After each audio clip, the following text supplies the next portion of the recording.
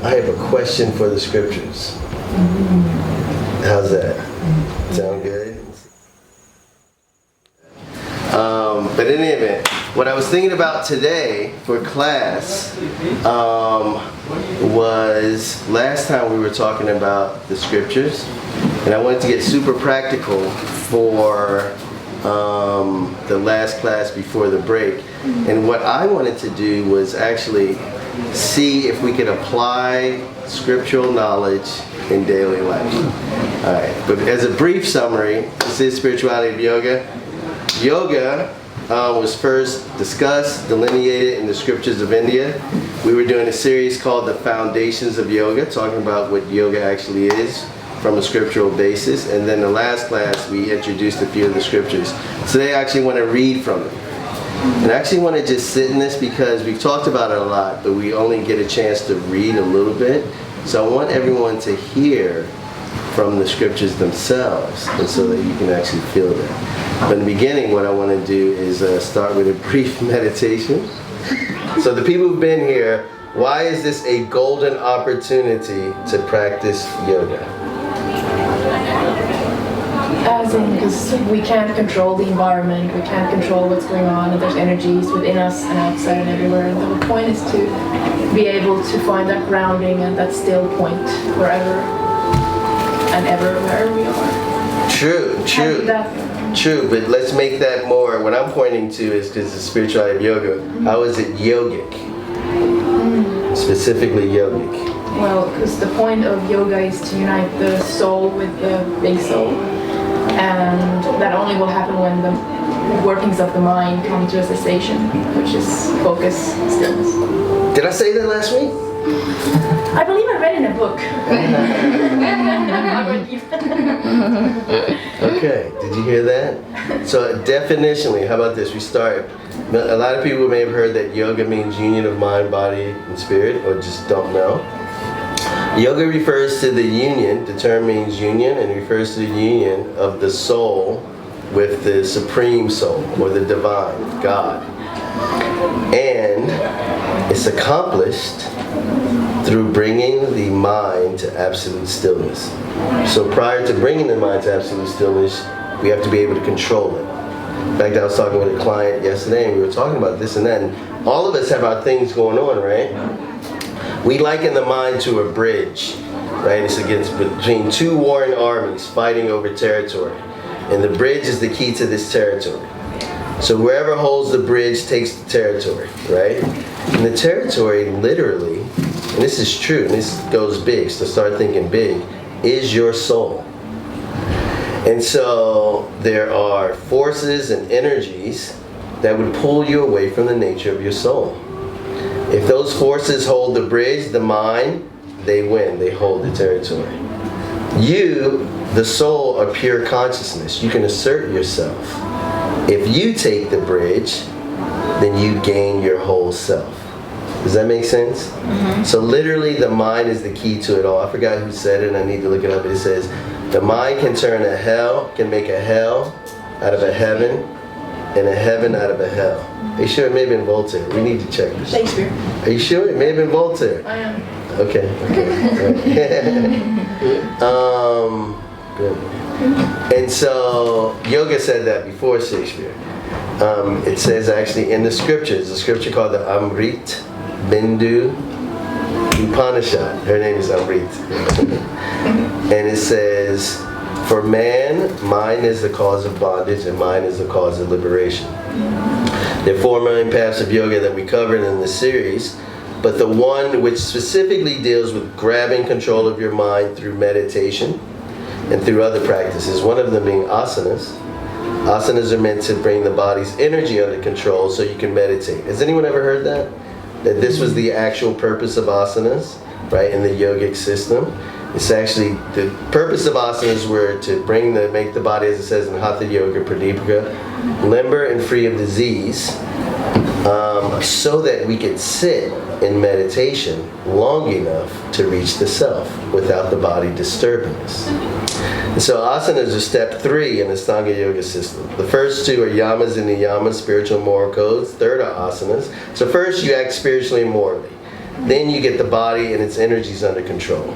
Then you practice pranayama, get the finer energies under control through the breath. Then, all of those are preparations for the higher activities of mental control. Then step 5, like I said, is called pratyahara. Pratyahara means withdrawal. Withdrawal means the ability to take your consciousness from where you don't want it and to place it somewhere else. So that's what I was going to try to do until he stuck his head through the window. And he was very persistent. I was going to be like, hey, great chance to practice pratyahara, we're off. And he was like, no, you're not. Right? And so we had to double down. But we want to be able to, but even right now, right? So we're actually going to do a short meditation. We want to be able to take our minds away from it. If you look at successful people, and all of us have had to do this, right? It's game time, it's crunch time, you got something to do, and you just had an argument with your partner, or you just got some bad news. But you don't have time to get into that right now because something is on your plate right now. Everyone been in that situation?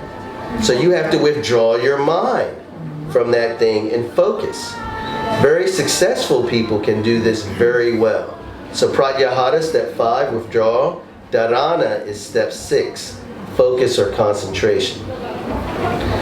And that leads to meditation. So I hear a lot of people, they say, when they talk about meditation, they're like, oh, that meditation didn't work, I didn't get it, it was hard, blah, blah, blah. It's because they're expecting to sit down and reach bliss. Whereas actually there's a science to it. And the science is, if you want to be able to control your mind, first you get your energies under control, and then you practice withdrawing and focusing, withdrawing and focusing, withdrawing and focusing. Meditation comes naturally from that. So meditation is defined as an unbroken flow of consciousness in one direction.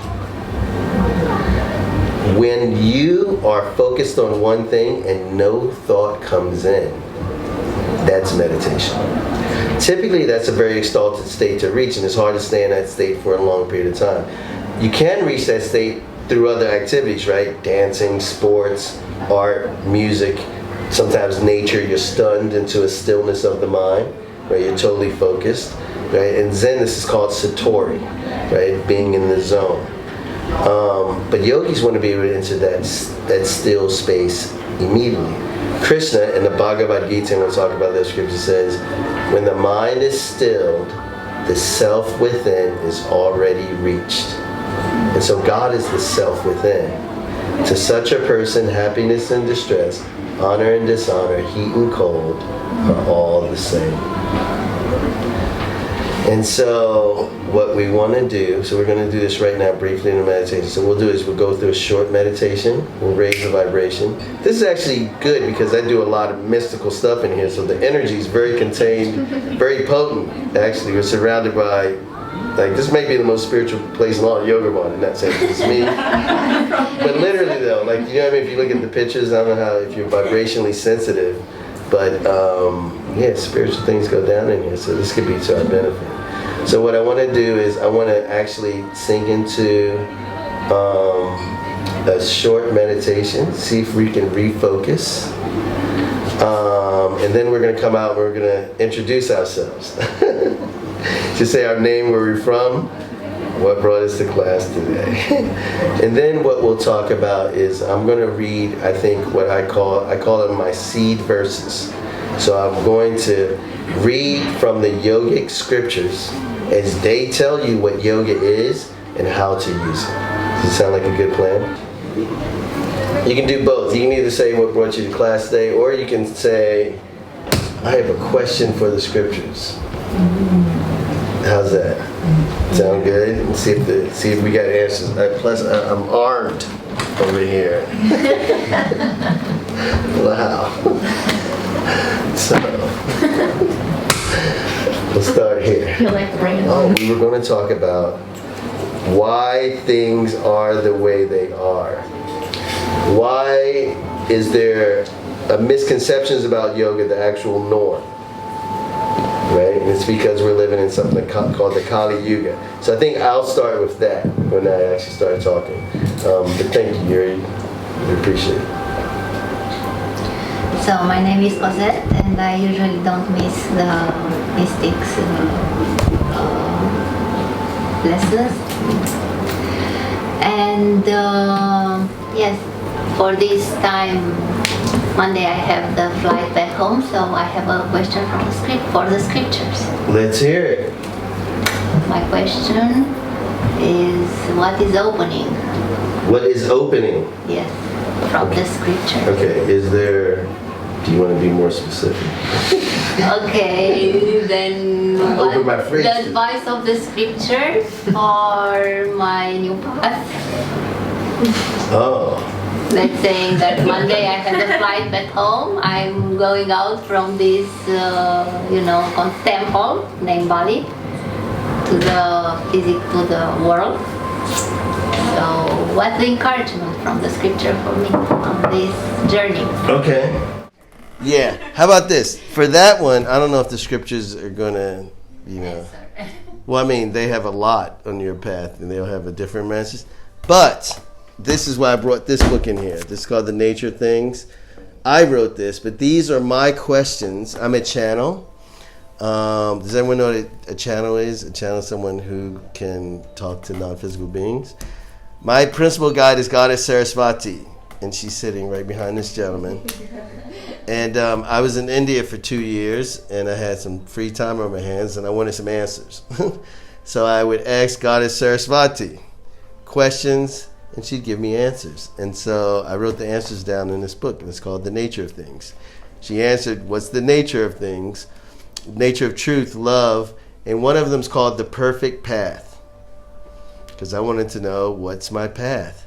And she said, and so this is actually a universal one. So Cosette will read The Perfect Path for you. You're welcome. Having said that, let me just warn you, the scriptures typically, and myself actually, will be speaking things which are the opposite of what the world says. Or they'll speak things that the world simply doesn't say. So be prepared for that. It'll either say the opposite of what the world says, or it'll probably say something that you hadn't thought of before. And I'll tell you this, and it could be frustrating until I learn to just accept it. Sometimes, I call them the deities, the beings I speak to. Sometimes the deities will be very specific, and they'll be like, do this, do that, like super specific. And other times, they're always concerned with your consciousness. So other times, they won't tell you specifically what to do, but they'll always be telling you how to shift your consciousness. So be prepared for that, because, spoiler alert, that's what the perfect path is about. But you'll get some advice on that. How about that? So we have to remember that. The perfect path for Cosette. I'm going to write that down. Okay. Well, the name is Emilia. Hi. And was born in Finland. So I have a question. And I thought I had this figured out. But what was again the reason why? Was it Vishnu who dreamed all this? So why the Layla? Why the game? Why the play? Where did it originate from again? And what was the purpose for that? Because understanding that it's an illusion and we're covered by Maya, so we don't see, so we can play the game. But what was the reason for it? What was the reason for the game? So maybe, do you want to explain that? Who didn't really understand our question? Raise your hand. Right. So do you want to... That's right. If you don't understand, man, say so. I do all the time. Don't be afraid.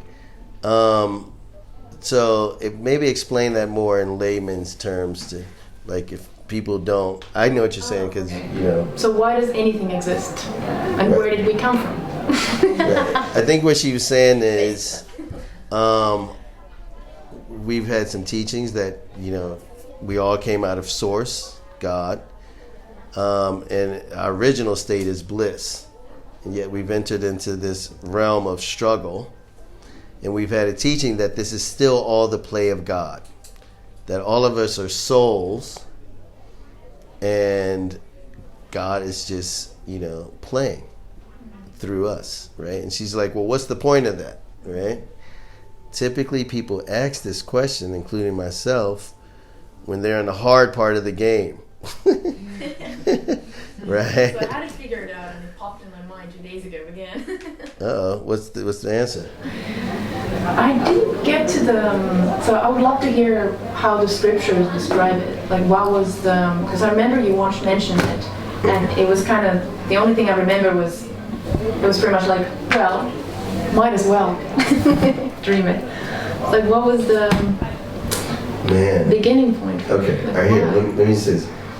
Why are we here? You know what? Some of this will be things that, and so this is why it's occurred to me. Like, it'll be, maybe one scripture won't address that. Like, it'll address the creation, maybe it won't address why. It'll say Leela. But what'll happen is you'll read several, and that'll give you a picture. So maybe I could do that. But however, I had a channel message that answered that question.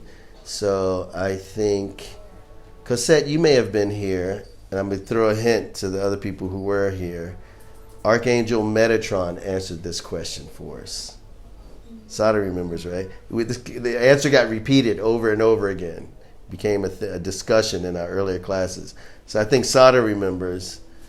Liv, do you remember? No. Okay, no problem. Cosette, do you remember? I think I missed this. Okay, maybe. I'm not sure if you were here. All right, Sada, it's on you. I just remember the one line where it's like, God desires movement, experience, and expression. So that's why we're here, and that's why we're suffering. Basically, the idea is this. First of all, we're all God. God is the oneness. So there's infinite things to do within that oneness, but one really crazy thing to do is pretend like you're not one. So just imagine that you're literally everything. One game you could play is to pretend like you're not. Right? And then you could create worlds of this illusion and have this illusion at different levels and different intensities. We've come to the physical world where it's the most intense, besides hell. Hell actually exists. It's not just a state of mind. Your state of mind gets you in hell or heaven, and your state of mind can put you in hell or heaven, but hell is actually a location that actually exists, just like Earth exists. But apart from actual, what we call, in fact, it's not just one hell. According to the scriptures of yoga, there are multiple hells. But apart from what's called hellish planes of existence, Earth is probably the worst, actually. And people who are like aware of this fine lady's nodding her head, you may have heard this. It's actually true. We're literally at the bottom of the rung here. And so why would we have chosen to come here, right? Because in our original state, we were God. And I tell this story a lot. And maybe you heard me say it when I was doing my yoga teacher training. There was a girl on the course who would have these shakes. And I was like, what's wrong? And she said, I'm a mountain climber. And 2 weeks ago, I was climbing a mountain, with the group or whatever.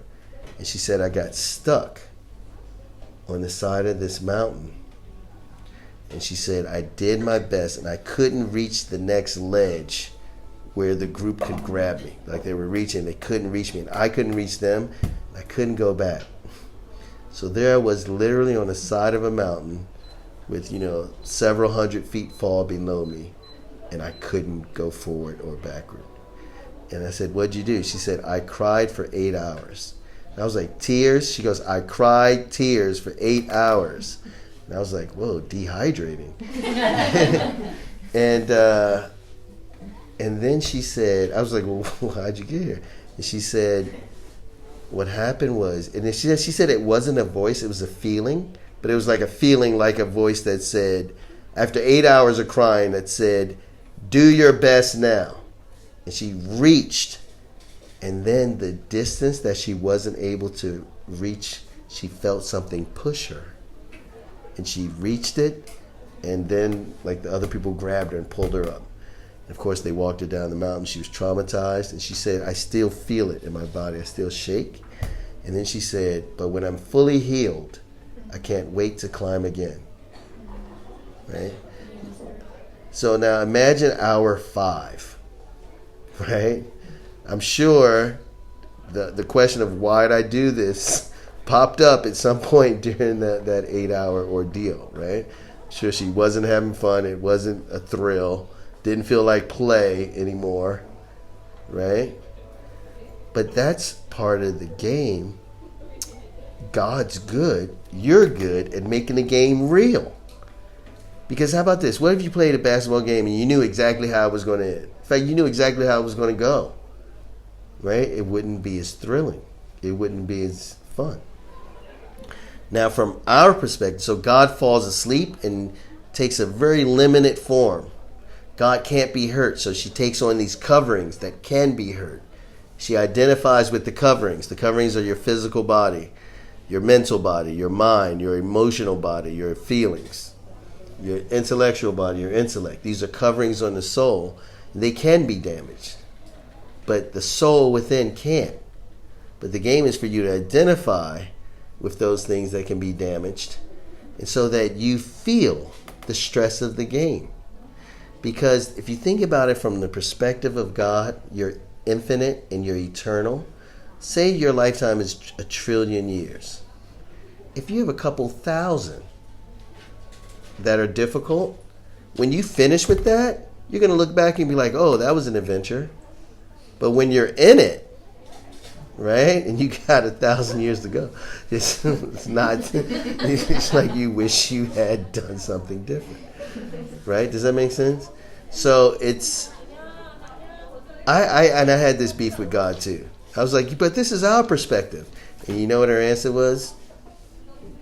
Your perspective is not going to get you out of it. My perspective is. So accept that you chose it. And here's the great thing about it. If you got yourself into it, you can get yourself out of it. You know what? I don't get a lot of complaints about my work, but when I do get it, you know what I think they come from? I'll say this. I'll publicly say it.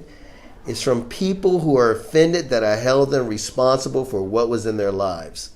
When I do personal counseling, and a person comes to me, of course I'm going to empathize, I'm going to do this, but I'm going to point back to the spiritual truth, because if you're a victim, purely a victim, you can't save yourself. If you got yourself into whatever mess you're in, you can get yourself out. And the truth is, you did get yourself into it. And you can get yourself out. And that's power. Power is in personal responsibility. So, if you're in a tough spot, if you're stuck on the side of a mountain, focus your mind. And you know what you really have to do is you have to see how you are shooting yourself in the foot. This is when you see people continually failing at something, they're not practicing swadhyaya, which is one of the Niyamas, correctly, which is accurate self-perception, accurate self-observation. Once you take full responsibility for the position you're in, and then make a commitment to changing yourself, then you can get out of whatever position you're in. And you know the best way to do that is to ask other people, how am I fucking up? How about that? I told you part of my training as a yogi, I used to go around with a notebook. And actually I was a Hare Krishna for a while. My Hare Krishna guru had recommended this, but I was doing it already anyway. Ask everybody around you, especially people you're on a mission with, what are my shortcomings? How do I annoy you? What can I do better? And you know what? Most people would be like, oh, okay. But a few people would be like, glad you asked. My mother. It's good for the ego. Right. No, it's excellent for the soul. And it's, of course. And so writing that down, you know what happened is literally I worked on it. And then I got better. My friendships improved. My relationships. You know what? When things would go wrong, typically, listen, this very office, right? Where's the other purple chair? You have it. Well done. Like, I'll sit here, somebody sit here. How many people you think sit in that chair and they start off with, this is how I've messed up? 0. It's never happened. I've had thousands of clients. However, everybody's got a story about their husband, their boss, their father, Everybody, right? And I'm not saying it's invalid. Some of it later turned out to be not exactly valid, I learned. But the point is, if you can say what I'm doing, that's power. And so you get off the mountain by focusing. And the job of the ego is to deceive you, to cover you. So if you can't see it, somebody else can.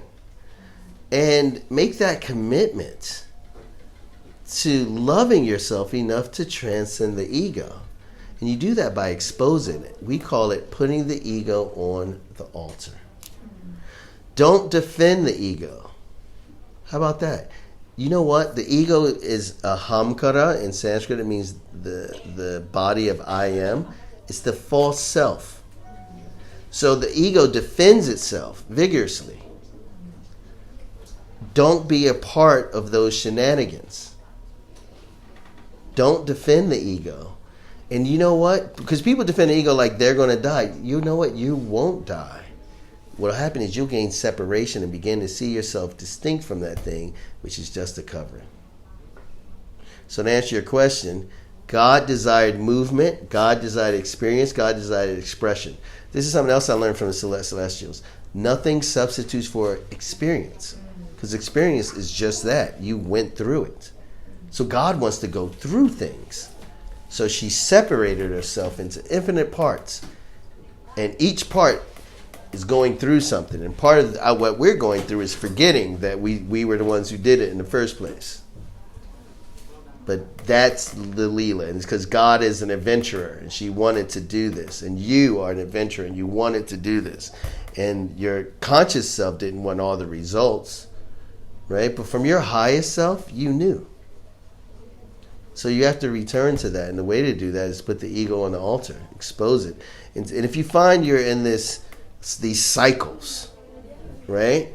The energy of the cycle might not shift until your karma shifts. But your mind and your consciousness can always shift.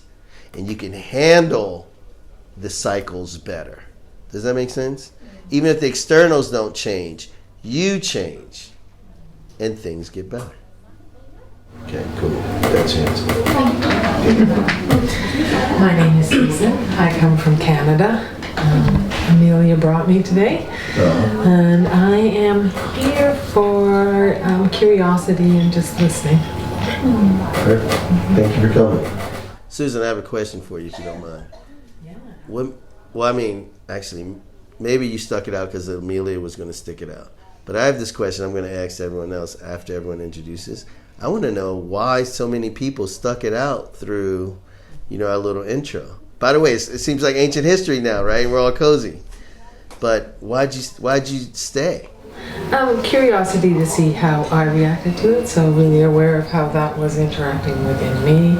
In awareness of, to me it seemed like there was a boulder in the middle and we were all going around it.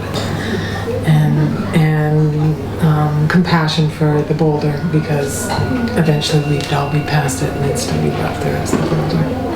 So just watching that. Nice. You know what? From that perspective, right, as opposed to getting annoyed, you could be like, wow, it's an easy opportunity to observe how your consciousness functions, right? Because nobody there was none of you were ever in any danger or whatever. You can just see how your mind works. Nice. Thank you. Hey, my name is Radha. I'm from Singapore. I'm here to learn to silence my inner chatter. Yeah. Radha. Yeah. I said it earlier. How do you silence the inner chatter? I mean, it comes and goes. I'm trying to make it longer. I focus on the colors that I see in my mind and focus on the breathing or the songs that are playing. And every now and then it goes somewhere and then it comes back. And then. You know what I'd say to people? First of all, how about this, really quickly? Can you tell everyone who Radha is? Yeah, Krishna's consort. Yeah. Okay. What is the lady that appears with Krishna. Radha is Krishna's girlfriend. Yeah. That is my given name, unfortunately. Wow. You said unfortunately? Yeah, because it's the stereotype. People come and say, "Oh, I'm Krishna," and I'm like, yeah.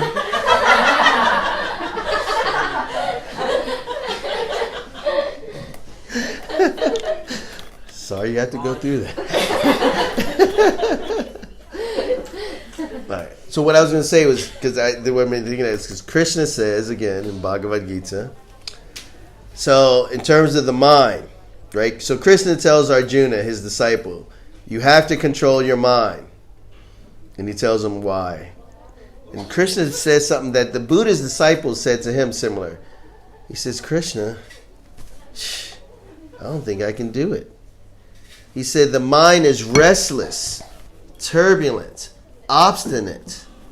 And to control it, I think, is more difficult than controlling the wind.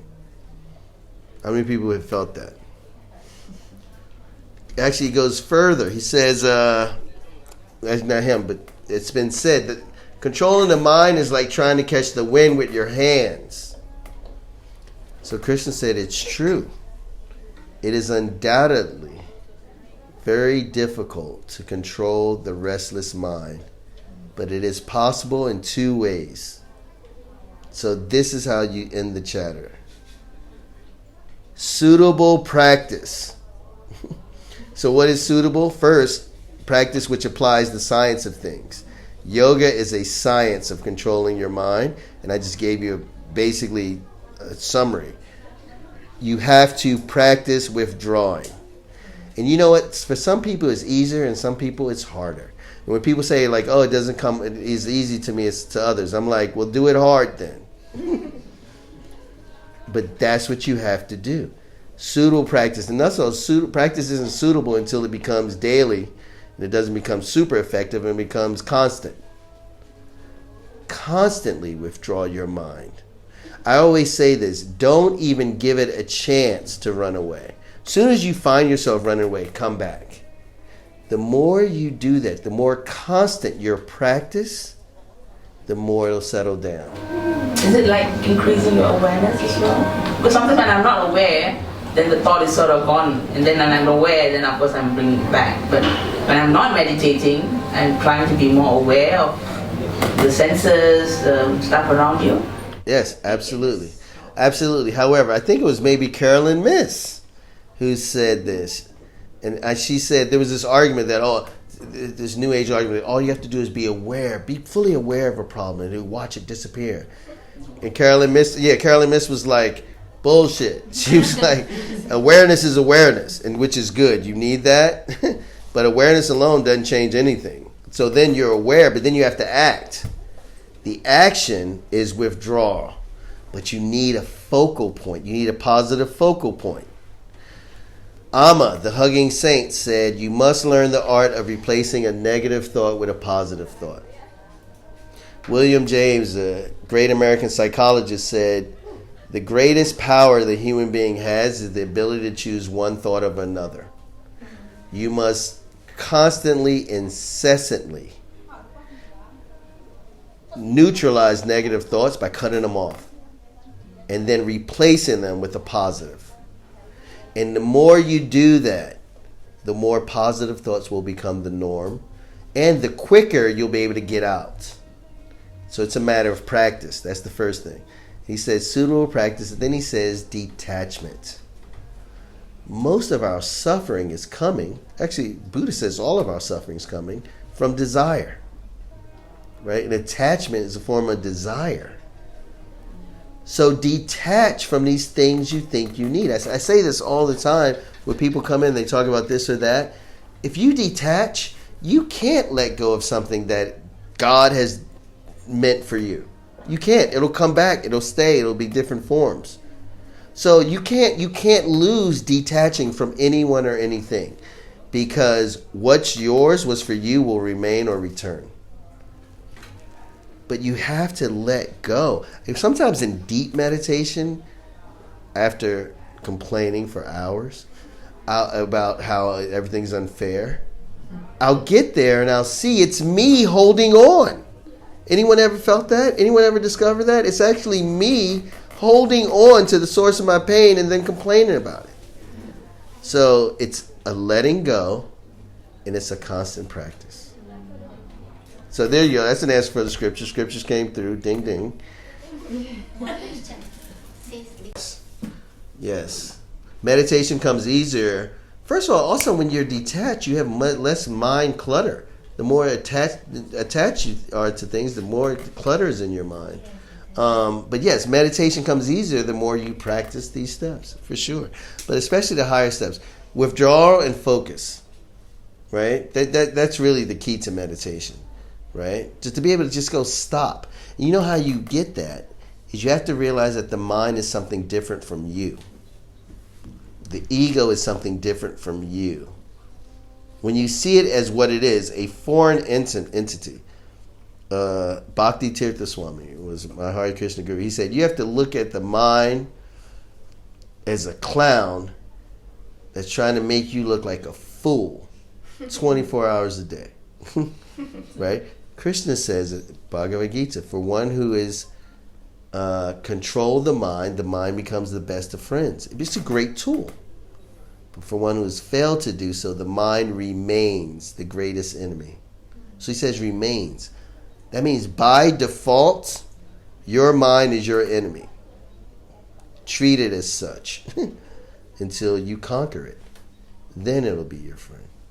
And you do that through suitable practice and detachment. My name is Ursula.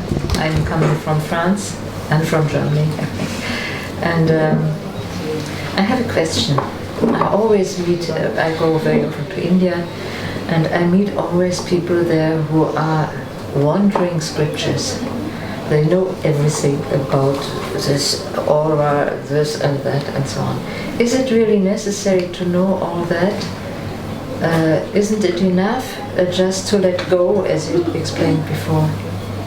It depends on what your goals and desires are. Meaning, if your goals and desires are to experience these mystical things, then yeah, you need to be into it. But if you have higher goals, then no. And again, scripture, Raja Yoga Sutras, Patanjali says, actually 3rd chapter, he says actually once you get good at meditation, mystical experiences happen naturally. The reason is, actually there's a science to it, you're traveling in the astral plane. So he says you'll see colors, you'll see shapes, you'll hear sounds, beings will approach you, beings will come and try to talk to you. He said for the true yogi, they're all distractions. And you should just ignore them and bypass them. He says even powers will appear. He actually says don't get caught up on the powers. It may be your dharma, meaning your duty, your path, to use some of these powers to advance yourself in yoga. For example, one power would be, they call it reading minds. But reading minds is actually just feeling what's in the field, because the mind is a field of energy. Now you can use that to your advantage to advance yourself along the path of yoga, right? Or you can use it, to manipulate someone, right? Patanjali says don't get caught up on any of these abilities which naturally appear due to the yoga process. Stay focused on the goal, which is reunion with God. And he says actually many would-be yogis get lost and sidetracked seeking these types of, they're called siddhis. A siddhi means an accomplishment or attainment of mystic power. So I would say if your goal is yoga, you don't need all that stuff, and it'll appear or disappear. But if you have other desires, then yeah, they're useful. Thank you. My name is Sylvia from Poland. Sylvia? Yeah, and this is completely my first time. I always want to try, but it was never a good occasion. Now it's a good place, right here. Thank you. Thank you. Sylvia, why did you stay? Because it's new experience. I want to try. Perfect. Thank you. Hi, I'm Yamas from Ukraine. Here because read the title, it resonated. Thank you for coming. My pleasure. Thank you. We'll go to. I'm Vipka, I'm from Germany. What'd you say your name was? Vipka with a W. Okay. Yeah, it's a bit hard. And I'm here because I kind of lost control over my mind and want to regain it. Yes. in a state because I felt myself getting anxious, and I didn't like it because there was no real harm in anything. So I tried to calm myself and thought this is worth it. And I got a text this morning right as I was leaving another class, and it was just sort of perfect timing.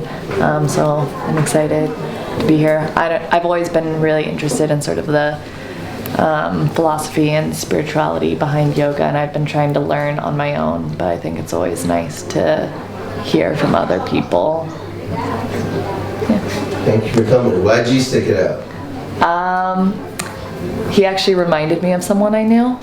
And so I was just sort of interested to see how I reacted to the situation.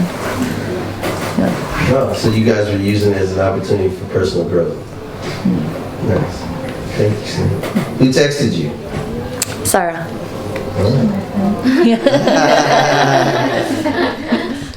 Nice. Thank you for coming. You're in the back. My name's Amrit, I'm from London, and I've got so many questions, but I'll come back to that later. I stuck it out because I'm stubborn. I'm leaving on Sunday. I'm not going to see you two again for how long, so I wasn't going anywhere. Hey everyone, I'm Robin, and I'm from Germany as well. And I'm very happy being here and getting the opportunity on my last days here in Bali to get to know you and watch all your YouTube videos. It's so nice that I have the opportunity to get all the knowledge you give us with the videos you make. Thank you. Thank you, brother. These Germans overrunning the place. Hi, my name is Liv. I'm also originally from Germany.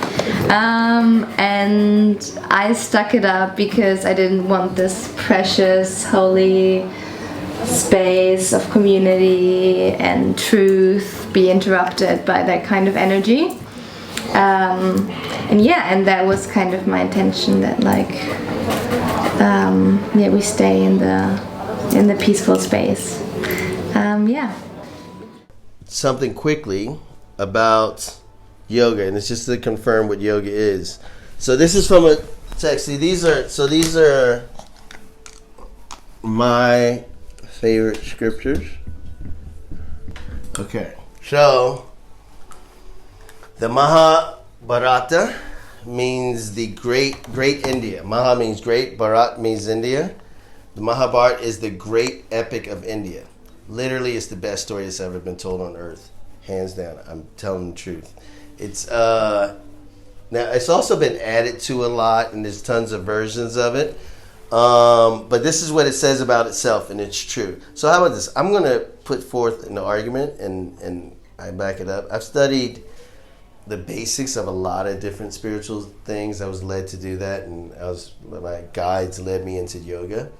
I'm going to say, in terms of spiritual knowledge, nothing beats it.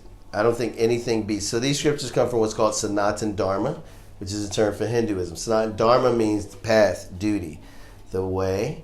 Sanatan means eternal. That's Hinduism. It's rooted in something called the Vedas. The Vedas are the original scriptures of India. It means knowledge. So Vedas means just knowledge, means quite simply they're books of knowledge. They're the oldest surviving scriptures still in widespread use today. They're written in Sanskrit, which is the oldest surviving language still in widespread use today. And it's the foundation of what's called Sanatan Dharma, or Hinduism, which is the oldest surviving spiritual system still in widespread use today. So what we're talking about is the most ancient system that's still being used today and continuously practiced. The Mahabharata is a massive epic of India, and this is what it says about itself. It says, what is found in this book may be found in other places, but if it's not found in this book, it will not be found anywhere else. And it's true, it's all there. So I'm going to go say right now, in my opinion, Vedic knowledge and the books that have come out of it, it's the deepest, the broadest, and the highest spiritual knowledge on earth. I'm not saying, I would say in terms of understanding the nature of the divine, the nature of the human being, the nature of the soul, the nature of the material creation, the nature of spirit, nothing beats it. And you might think that's a bold claim and there's no basis for it, but I disagree. I would say you can objectively measure knowledge. And like what I'm saying is, in the Vedas actually say this, there's nothing bigger. And from what I've seen, I don't think there's anything bigger, and it's all there. I would say it's all there, at least philosophically. I think there are things that, say, Judeo-Christian mysticism has that, is not there. And other systems will have little things that's not there, but in terms of basic knowledge about spirituality, God, nature, I think nothing beats it. The Bhagavad Gita, which means the Song of God. Gita means song. Bhagavan means Lord or God. Bhagavad means of God. Was spoken by Krishna. Krishna is a form of Vishnu, which is the Godhead itself, meaning the supreme God in the Vedic system. The supreme God is basically, on the male side is called Brahma, Vishnu, Shiva. You may have heard that. Female side is Durga. Krishna is a form of Shiva. Krishna spoke the Bhagavad Gita on a battlefield of the Mahabharata 5,000 years ago. And it's epic. And we're going to read from it, and I've already quoted from it already.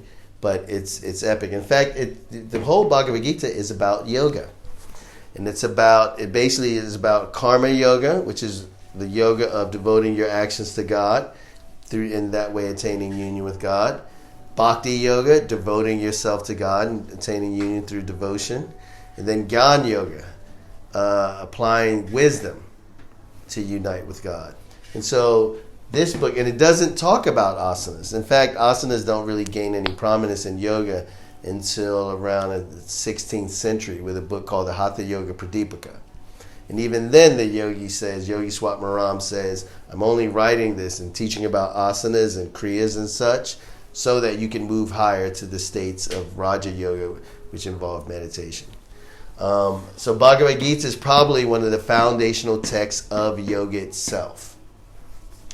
And it's a part of the Mahabharata. The Mahabharata is a massive story. It's an adventure, a drama, a romance, there's action, there's warfare, there's mysticism, there's gods visiting humans, there's curses and counter curses. It's epic. And then another book is called the Srimad Bhagavatam, also called the Bhagavat Purana. That's the story of actually Vishnu and his incarnations, and it ends actually with Krishna's incarnation. Krishna also spoke this, and it's called the Uddhava Gita. So the difference between the Bhagavad Gita and the Uddhava Gita is Bhagavad Gita was spoken on a battlefield, quite hasty. It said that it was actually spoken within an hour. The Uddhava Gita is Krishna's last major teaching before he departs Earth. And it's spoken to his cousin and friend Uddhava in a very intimate setting. And something like this, and it's just him and Uddhava. And in fact, I'll read from that. It's beautiful. It's heartbreaking stuff. But it's epic. And in my opinion, I like the Uddhava Gita even more than Bhagavad Gita. Because it's still Krishna speaking, so the teachings are sublime, but he tells stories. And he has these analogies, and he's just more time to get into things. It's very poetic, very beautiful, very profound. And so and then the other ones are called the major Upanishads. Remember, the Vedas are the original scriptures of India. There's 4 parts to each Vedas. There's 4 Vedas, each of them have 4 parts. The last part of each of the Vedas are called the Upanishads. They're called the cream of the Vedas, meaning they're the philosophical portions of the Vedas. This is where the philosophical knowledge is contained in Indian scripture. So this is the basis of Indian spirituality, in fact, the Upanishads. And there's something called the major Upanishads. Typically, they're categorized as the ones that Shankaracharya, a great teacher of India many centuries ago, said these are the major ones to study. But then over time, there's like 108 Upanishads or something like that. Over time, like 10 or 11 of them have been called the major ones, and you'll see those in book compilation a lot. I'm saying all this because you can get them as free PDF downloads on our website, Bhagavad Gita, Uddhava Gita, and the Upanishads. So where we're going to be reading for today, you can go there and get them. As part of my practice, we had to read scripture 1 hour a day when I was being trained as a yogi, just to learn it, to imbibe it. but then also when we were distressed, unhappy, depressed, angry, confused. And literally, it would clear our mind and lighten our mood. I'm saying that it's medicine. And so this is the basic ones, and so we're going to read from those. So the first one, this is from the Bhagavad Purana. It's Book 10, Chapter 47, verse 32. This is Krishna speaking. He says, just really quickly, in the eyes of the wise, the teachings of the Vedas, the path of Astanga Yoga, the Sankhya system of philosophy, renunciation, suffering hardship for the sake of one's faith, controlling the senses, and truthfulness, all have their goal in mind control, just as rivers terminate in the ocean. So I've said this a lot when I teach. Like, I teach from the scripture, and so when someone comes and they're saying, "Oh, this is that," when I say yoga means mind control, it's because it says this in the scriptures over and over again, and it makes sense. This is why I'm super firm, and maybe Yuri was in alignment with this, about yoga remaining yoga, meaning there's no spiritual side to yoga. Yoga is purely spiritual. The term actually means union with God. If you are not practicing with that intent, you're not practicing yoga. And the reason it's important is because if the way you can do away with something is to call something else that thing and to focus on that new thing that you're calling it, so the original thing is just simply lost to history. Does that make sense? So if asanas themselves become yoga, then yoga is lost. And yoga is our way home. Yoga is our way back. And it's a great science. And that science can be lost in the West, which materializes and physicalizes everything.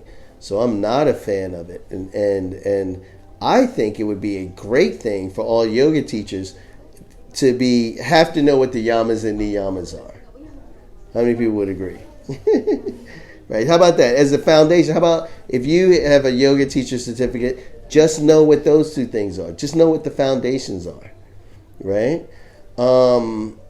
Because what happens is, and it's not really blaming someone. If you're kind of taught this, if it doesn't somehow occur to you to start investigating on your own, you'll never know.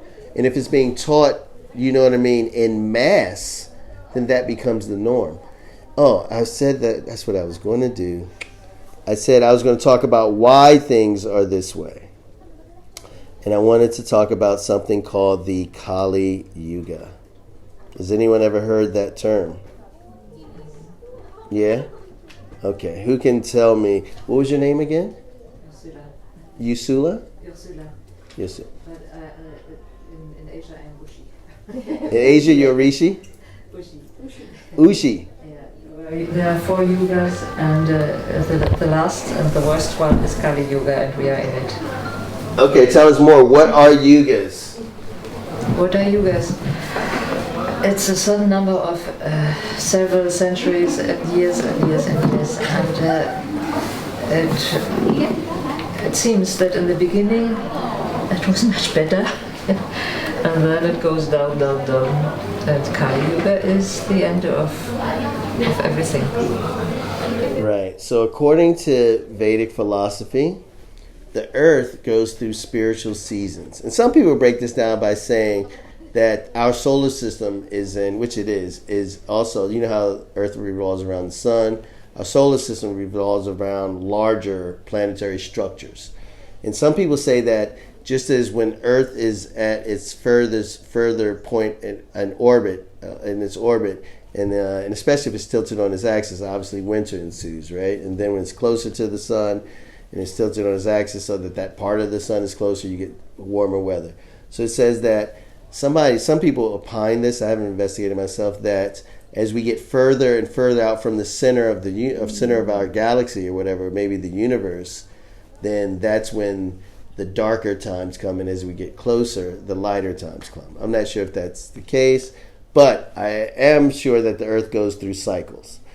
according to the Vedas, they go through these massive time cycles in which spirituality, intelligence, personal power, goodness, morality, even size.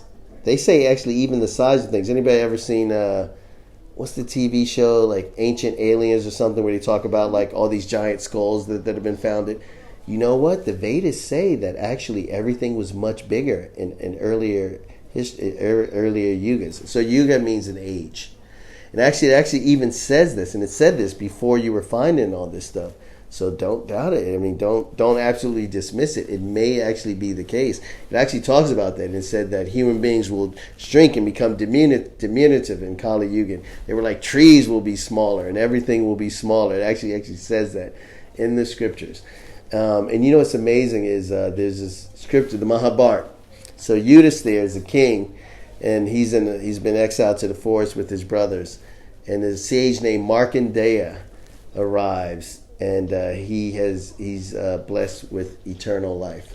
So he's seen all the yugas, and so they say, please tell us how things are, and he describes the Kali Yuga to Yudhisthira, and Yudhisthira is living in the previous yuga called Dwapara Yuga, and he can't believe it. He's like, no way. He's telling him how degraded things will be, like during the time that we're in now.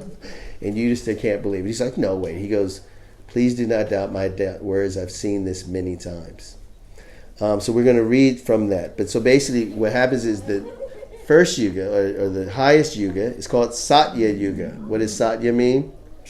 Truth. So the age of truth is the highest time of existence. It's a time when human beings are truthful and thus they live in bliss. Spirituality, it says basically it starts from 100% spirituality, 100% morality, 100% truthfulness. Then it descends by 25%. So from this golden age into the silver age of Treta Yuga. And so so the goodness, mercy, all these things have decreased 25%. The next yuga, another 25% is Dwapara Yuga.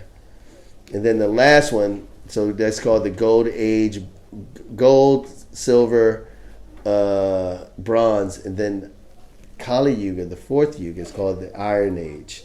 Kali means black or dark, so it's the age of darkness. And it's also called the age of hypocrisy, where human beings are prone toward ignorance, deceit, and misfortune.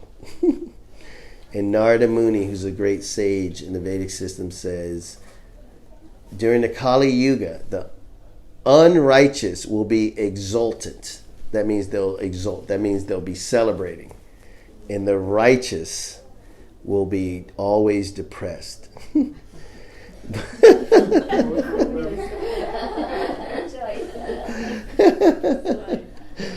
But it says, but those who hold fast to the end will be saved. So he's not saying give up righteousness. He's saying in this, the age of darkness, darkness takes precedence over light. The lie takes precedence over the truth. The false takes precedence over the real. It actually even goes further, and it says that fake spirituality will become the norm. And I have to remember this because Sada has heard me complain a lot, right, about the fakeness of the time. And I have to remind myself it's supposed to happen. That's how it's supposed to behave. How many people can feel that? Like that we're living in fake times. Nothing's real. The food we eat, TV shows, right? And it says that that's his. Now, however, having said that, the Vedas say that these cycles last for hundreds of thousands and millions of years. We've only gone into Kali Yuga 5,000 years ago. According to the Vedas, it's supposed to last for another 427,000 years.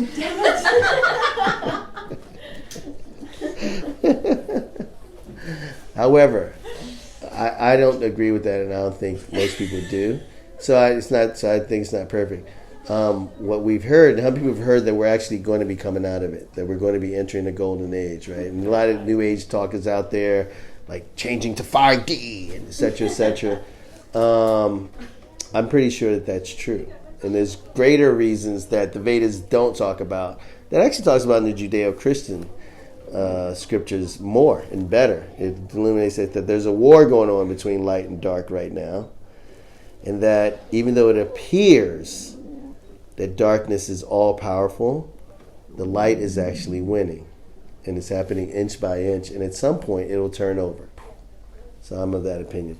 But now I'll just read a little bit from the scriptures that describe the Kali Yuga. Now note, these scriptures were written thousands of years ago. And they are, whenever I read this, people are like, wow, it's eerily similar. So he says, Sukadeva Goswami said, "Then, O king, spirituality, truthfulness, cleanliness, tolerance, mercy, duration of life, physical strength, and memory will all diminish day by day by the powerful influence of the age of Kali. In Kali Yuga, wealth alone will be considered the sign of a man's good birth, proper behavior, and fine qualities.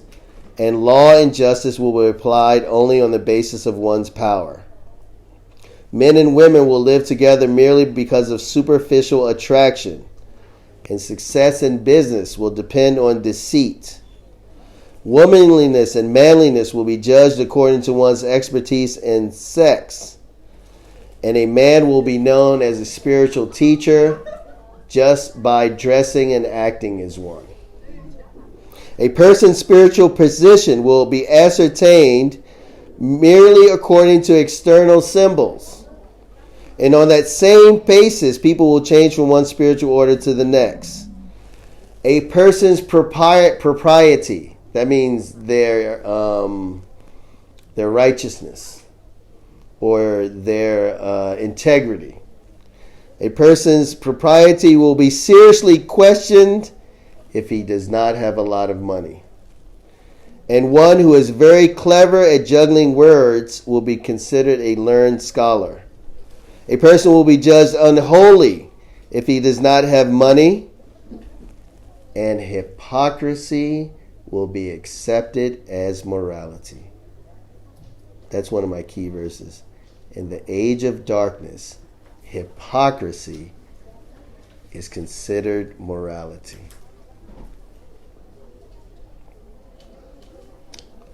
Marriage will be arranged simply by verbal agreement.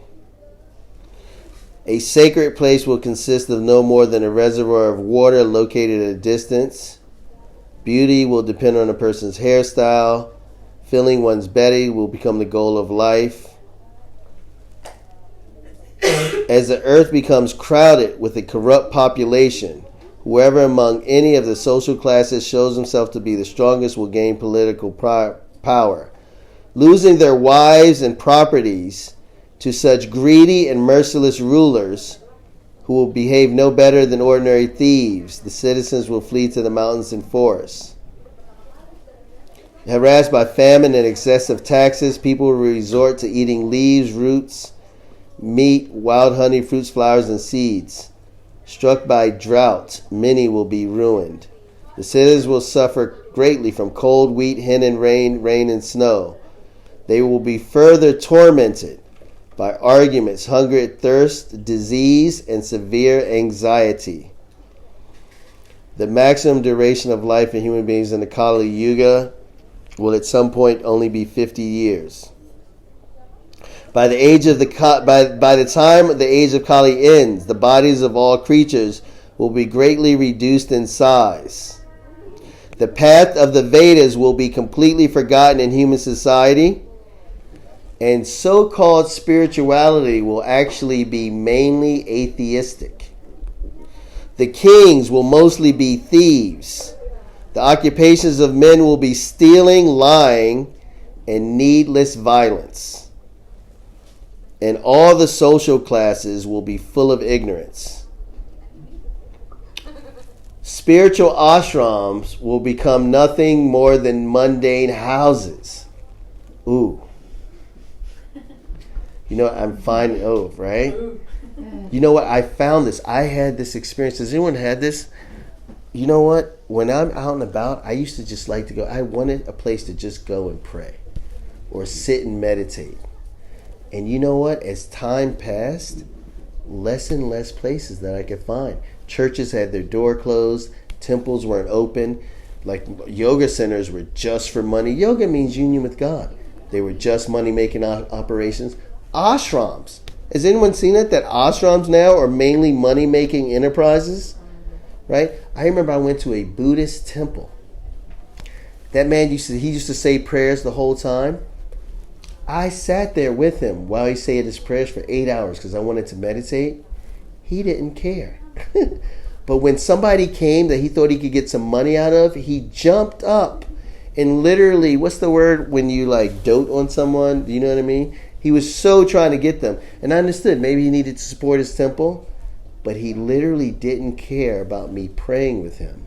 He cared more about money. And so I've had this experience. And now where can you go to simply go and actually pray in a place that's supportive of it? Just pray, right? It's very few places now. So actually here's our plan. Just throw this out there. We're planning to open an ashram. When we do, it's going to be open all day. You can come play and you don't have to pay anything. That's the plan. But anyway, I that one hit me because I've seen that. You know what I mean? Like, you know what? I was trained in originally the first group I studied with was Shivananda Yoga. And they teach real yoga. And actually I was really blessed to learn what real yoga was. And but I recommend, I think it's good if you want to have a training in real yoga still and everything. But I can't go back because I can go back and I'll visit, but they make all visitors do karma yoga. And I was there, and so karma yoga means serving God, right? But for them, it's like washing our pots and pans, cleaning the toilets, paving our roads for free, even when you're paying. I would told somebody to go to Shivananda if you want to go do some karma yoga. She was like, you have to pay $800 a month to go work your ass off. This one Swami was there, and she goes, a lot of people think that we just want slaves for free labor. And I was like, we don't really. And I was just like, if you have to announce, do you know what I mean? Like, you should question this. And I'm like, where's your karma yoga? Right? Where's your service? It's like, but that's what's gotten to, and they're the best ones I know. Anyway, so. Rant over. It's never able. I had to pay to leave. I know. What do you mean? So I checked into the Sivananda one in, I think it's near Trivandrum, and I was there for about 15 minutes, and I got the school, right? I was like, I'm leaving, and they're like, no, you've got to pay the admin fee. I said, what admin fee? Because we put you on our system. I was like, I'm not paying you a penny. So I think I ended up paying them £2. Why? Why did you just leave? I just threw it and left. You know what? Do you hear how much they're talking about money? Like in the book of Peter, he says, for the love of money is the root of all evil.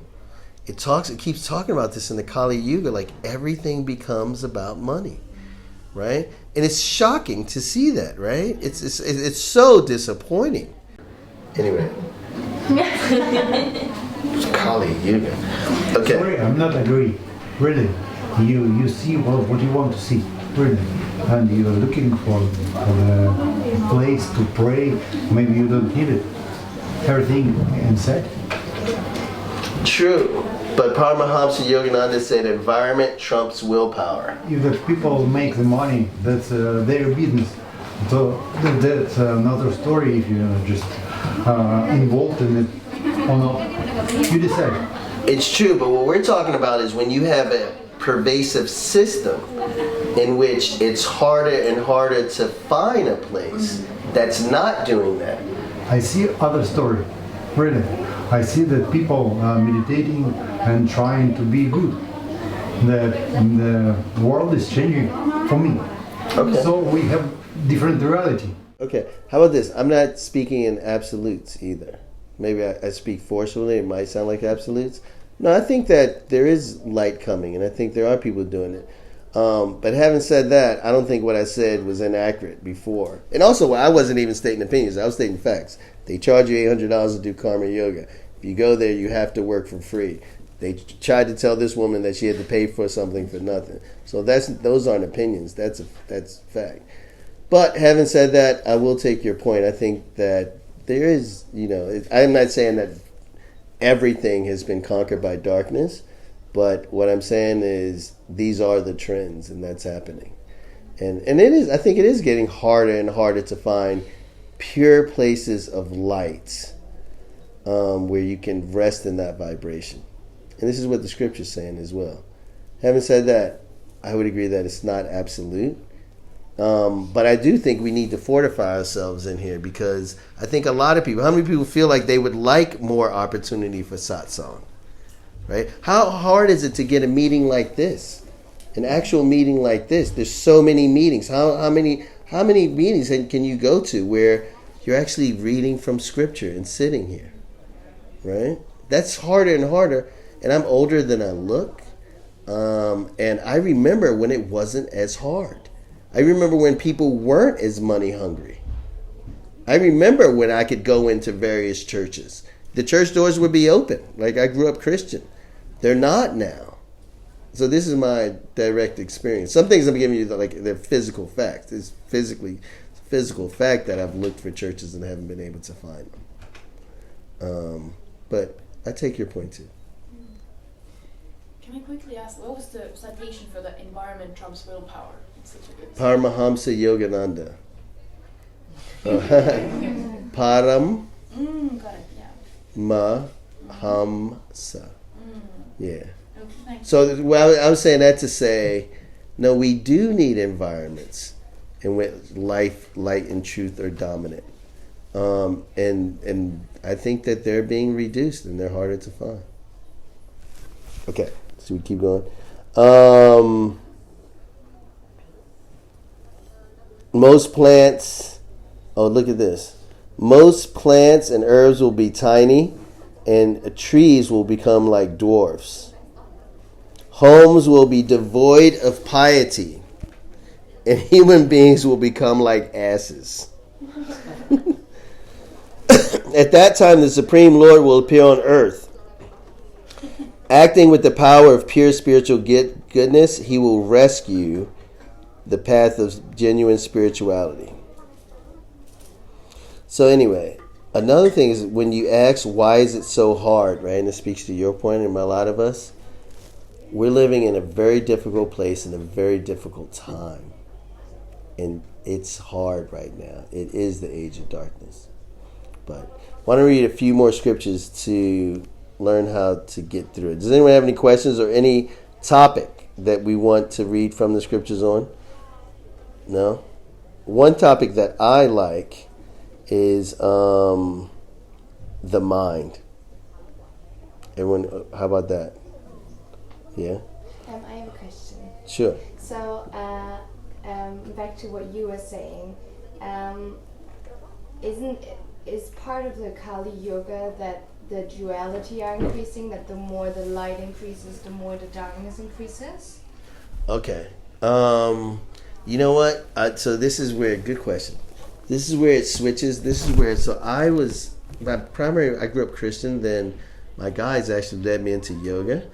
But then I actually kept studying Judeo-Christian spirituality, because Judeo-Christian spirituality is the one that talks about the fight between the light and the dark. And the Vedas don't actually cover that in detail. And so what we do see, there is more light coming onto the planet. And at the same time, as Liv was saying, a duality is increasing. We see more people becoming, let's call it what it is, asses, robots, like sleepwalkers, right? And so I wouldn't necessarily say that that's a part of the Kali Yuga, like from a pure Vedic standpoint, but I think it's what's happening right now. And Jesus talks about this. And he says, actually, as things increase, that what he says is in the end, at the end of the age, the term he uses, he says that the wheat will be separated from the chaff.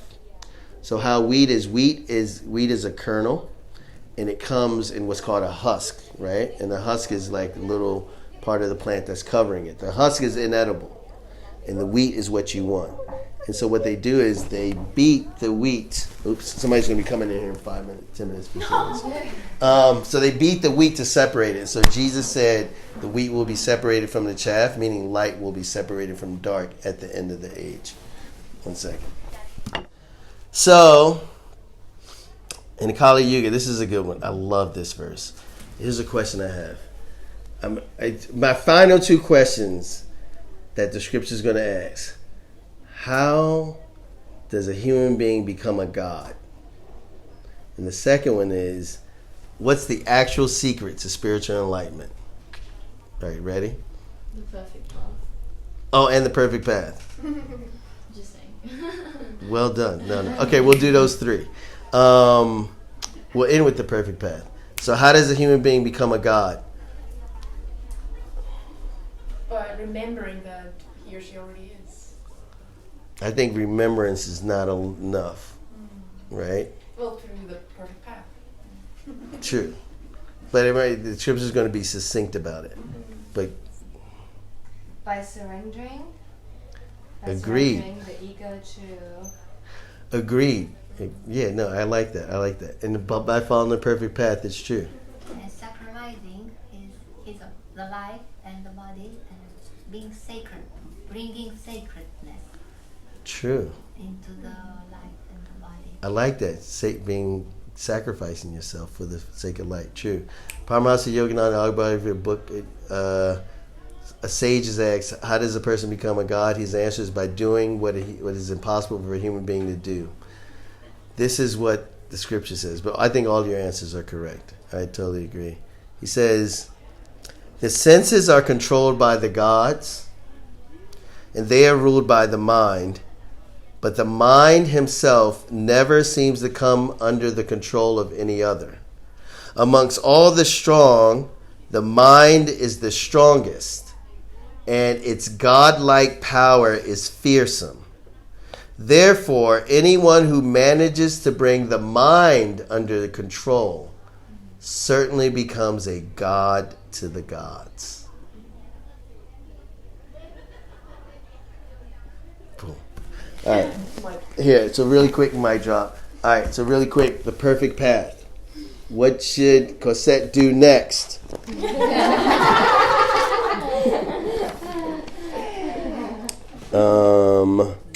Let's send some good thoughts here.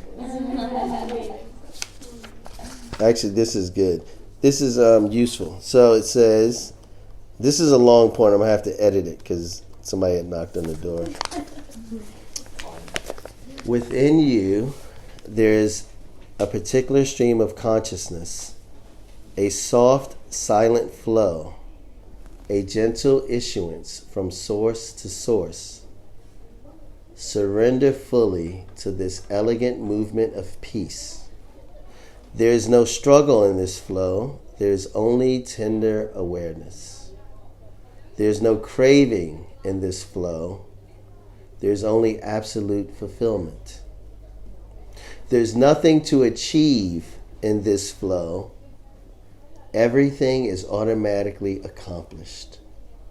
The brutal struggle of this world can only be replaced by the nourishing perfection of pure consciousness. The challenge of this moment is to have perfect faith in this consciousness alone, and to utilize all of life's resources and all of your energy and all of your awareness to always remember this one consciousness, to surrender to it, to merge with it. Listen silently in stillness, and you will hear the sacred one within, the keeper of the path, who will always take your hand and guide you to this pristine place, if you can but remember to always seek this inner self, the Lord of peace. Turn now your heart to this inner path, the sublime flow of grace, which is always present, even during the greatest of trials. Breathe and look within with pure surrender. There is nothing more to do. Everything else will be done through you. Let go. There is nothing more to be achieved. There you go. All right. Thank you. So last thing, the actual secret of spiritual enlightenment. Krishna says, in each and every age, satsang is the supreme means of deliverance. So he says, if all else fails, this is satsang, coming together for truth. Satsang coming together with others for the sake of truth is your supreme means of salvation and the actual true secret of spiritual enlightenment. Thank you for sticking it out. Cool. All right, we'll go outside. If anybody wants to get on the mailing list, catch up with Sada outside. Thank you, and I hope to see you guys.